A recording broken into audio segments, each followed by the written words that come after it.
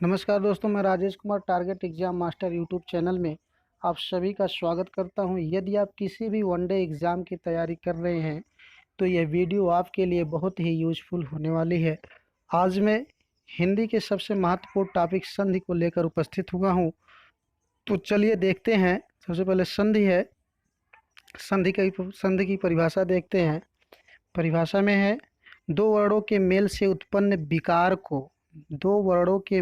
उत्पन्न विकार को संधि कहते हैं। जैसे विद्याधनालय बराबर विद्यालय। और उसके बाद है संधि विच्छेद।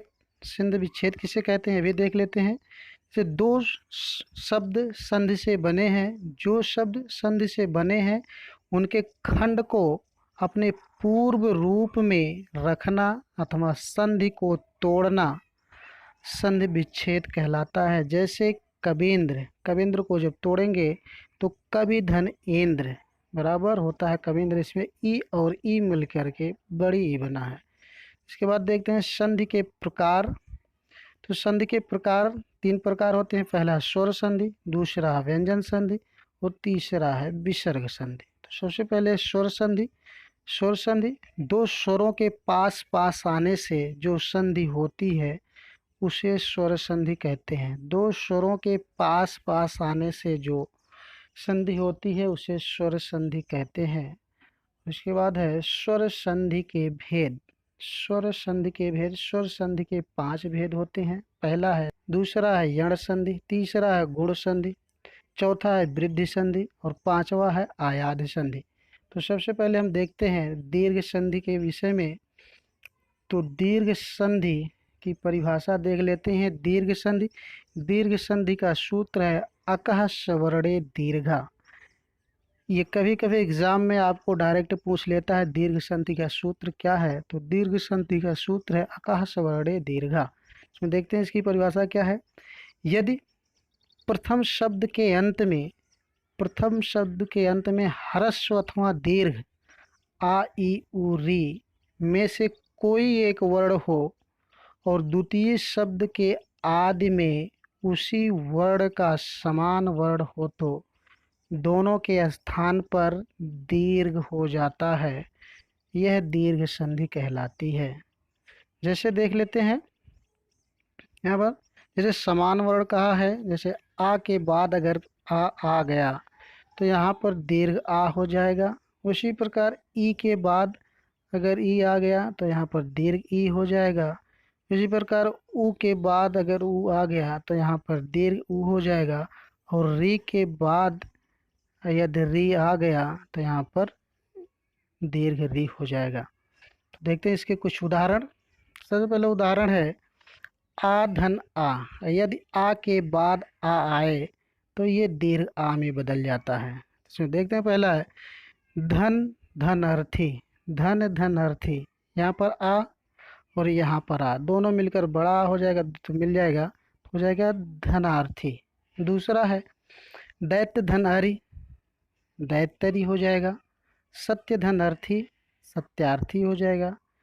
और सूर्य धनस्त, सूर्यास्त हो जाएगा। अगला है पुष्प धन अवली, पुष्पावली हो जाएगा। फिर अगला शब्द धनर्थ, शब्दार्थ हो जाएगा। फिर अगला उदाहरण है आ के बाद यदि बड़ा आ आए तो हो जाएगा बड़ा आ हो जाता है। तो देखते हैं पहला है हिम धन आलय। तो यहाँ पर पहले में छोटा आ है और दूसरे में दीर्घ आ है तो दोनों मिलकर के दीर्घ हो जाएगा। हिम धन आलय बराबर हिमालय। इसी प्रकार है शिव धन आलय, शिवालय। फिर अगला रत्न धन आकर, रत्नाकर। फिर परम धन आत्मा, परमात्मा। फिर नित्य धन आनंद, नित्यानंद। फिर अगला है, अगला देखते हैं यदि ई के बाद ई आए तो हो जाएगा दीर्घ ई में बदल जाएगा। जैसे है कवि धन इंद्र, हो जाएगा कवींद्र। यहाँ पर छोटी ई और छोटी ई मिलकर के दीर्घ ई हो गया। फिर अगला है रवि धन इंद्र तो रविंद्र। अभिधन इष्ट, अभीष्ट। कवि धन इच्छा, कविच्छा। फिर अगला उदाहरण है यदि ह्रस्व ई के बाद दीर्घ ई आए फिर भी वो दो जोड़े के बाद दीर्घ ई होगा। जैसे गिरिधन ईश, यहाँ पर ह्रस्व ई है, यहाँ पर दीर्घ ई है तो दोनों को जोड़ेंगे तो दीर्घ ई होगा, तो हो जाएगा गिरीश। दूसरा परिधन इच्छा, परीक्षा। अगला है हरिधन इच्छा, हरिधन ईश, हरीश।